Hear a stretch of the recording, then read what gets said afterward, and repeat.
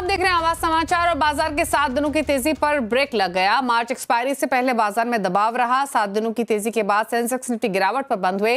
Nifty 182 point गिरा तो Sensex में 729 पॉइंट फिसलकर क्लोजिंग हुई। बीएसई के सभी सेक्टोरल इंडेक्स भी गिरावट पर रहे तो mid cap small cap stocks में बिकवाली हावी रही।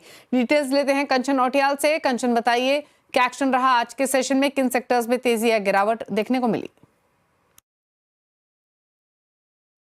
तो डेफिनेटली 7 दिन की तेजी में आज बाजार के अंदर ब्रेक लगता हुआ हमें दिखाई दिया। अब देखते हैं कि स्टॉक स्पेसिफिक एक्शन आज के सत्र में किस तरीके का देखने को मिला है। सबसे पहले अगर निफ्टी के बढ़ने वाले शेयर्स की बात करी जाए तो इंडसइंड बैंक फाइनली यहाँ पे एक रिकवरी आती हुई दिखाई दी है। 3% की ट्रेंड में 3% का इजाफा। हीरो मोटोकॉर्प 0.5% की बढ़त के साथ बंद हुआ है। वहीं ग्रासिम इंडस्ट्री में 0.5% की बढ़त देखने को मिली है। लूजिंग पॉकेट की बात करी जाए तो Axis bank, Cipla, Tech Mahindra, NTPC जैसे काउंटर्स में आज हमें पेन आता हुआ दिखाई दिया है। मिड कैप की अगर तरफ नजर डाली जाए तो बढ़ने वालों की पहले बात कर लेते हैं। अशोक लेलैंड में 0.25% का इजाफा, मेरिको 2.5%, जेएसडब्ल्यू इंफ्रा में 3% और साथ ही साथ एयू स्मॉल फाइनेंस भी करीबन 3% की बढ़त के साथ बंद हुए हैं। लूजिंग स्ट्रीक की बात करी जाए तो हुडको 4% लुढ़का है, कॉनकॉर में 4% करीबन, मैक्स हेल्थ केयर भी 4.5% और इरेडा करीब 4.25% की गिरावट के साथ बंद हुआ है। ओवरऑल अगर बाजार की तरफ नजर डाली जाए तो पेन तो हमें हर जगह ही आज के सत्र में देखने को मिला है।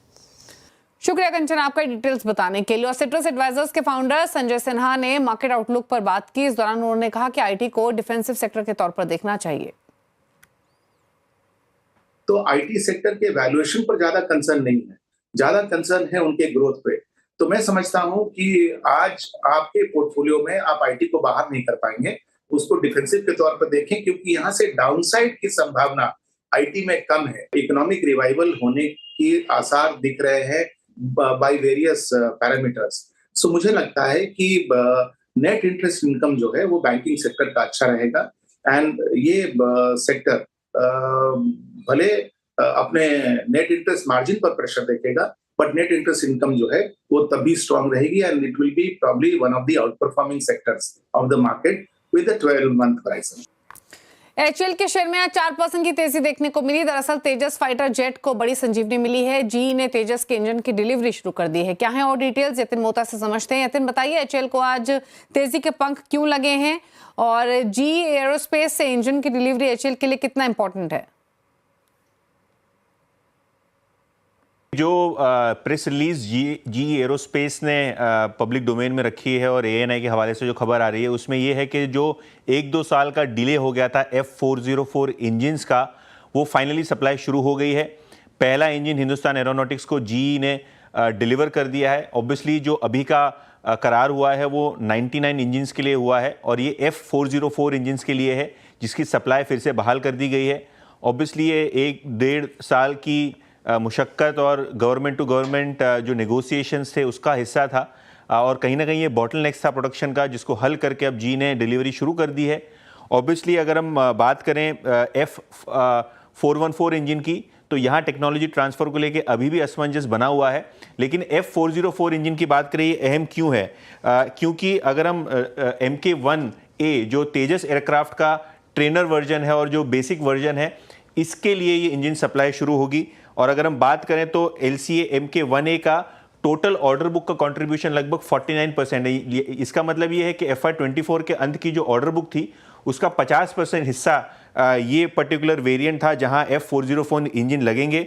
जी ने इसके पहले 65 इंजन ऑलरेडी हिंदुस्तान एरोनॉटिक्स को सप्लाई कर दिए जहां तेजस एयरक्राफ्ट में ट्रेनिंग ली जा रही है और 99 नई इंजन सप्लाई का मतलब ये होगा कि आगे जाके ये भारतीय वायुसेना का एक बहुत बड़ा हिस्सा बनेगा।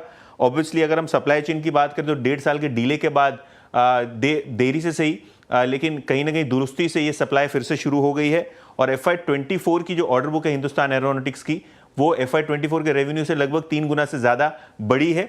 आज मॉर्गन स्टैनली का भी हिंदुस्तान एरोनॉटिक्स पे एक रिपोर्ट आया जहां उन्होंने फोकस लिस्ट में स्टॉक को ऐड किया है और इनको लगता है कि आगे जाके हिंदुस्तान एरोनॉटिक्स को, चाहे वो प्रचंड हेलीकॉप्टर हो, MK2 वर्जन हो तेजस एयरक्राफ्ट का या MK1 हो, कुल मिला के 5 लाख करोड़ रुपए के ऑर्डर्स मिलने की संभावना है, जिसके कारण ये स्टॉक उनको पसंद आ रहा है। शुक्रिया यतिन ये डिटेल्स बताने के लिए। और आगे बढ़ते हुए अब बात करेंगे आज के सबसे बड़े इंटरव्यू की। ज़ीरोधा के को फाउंडर नितिन कामत ने हमसे एक्सक्लूसिव बातचीत में साफ किया कि ज़ीरोधा के फिलहाल आईपीओ लाने की योजना नहीं। उन्होंने देश में एक और एक्सचेंज खोलने की वकालत भी की।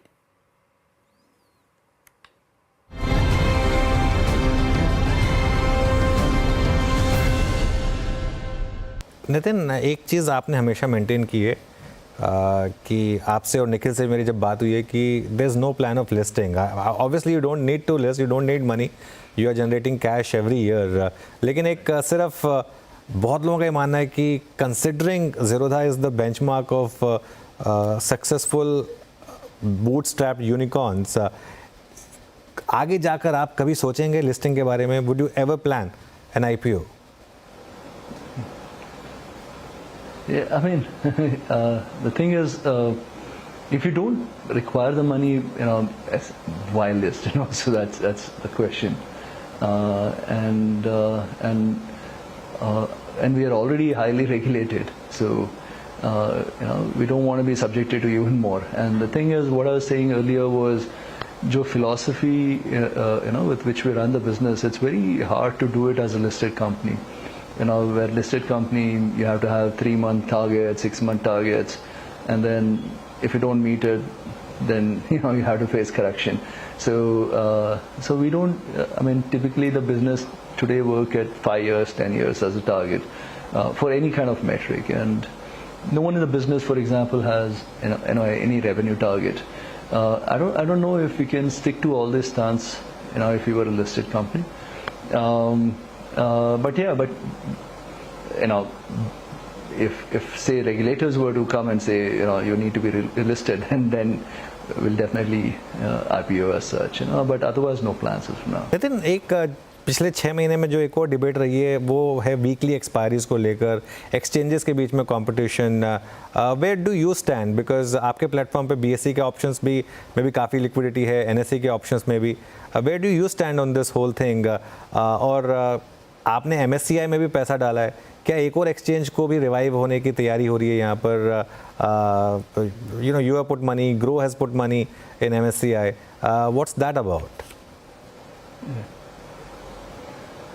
No, I mean, the idea with putting money behind MSCI, the bunch of brokers have come in together and put it. And the idea is that, you need an alternate venue, as in US has something like 18 exchanges. And, India needs to have more exchanges. And that's really the objective behind putting money behind the exchange. And, and about weekly expiry and competition between the exchanges, I mean, I can't really comment on this.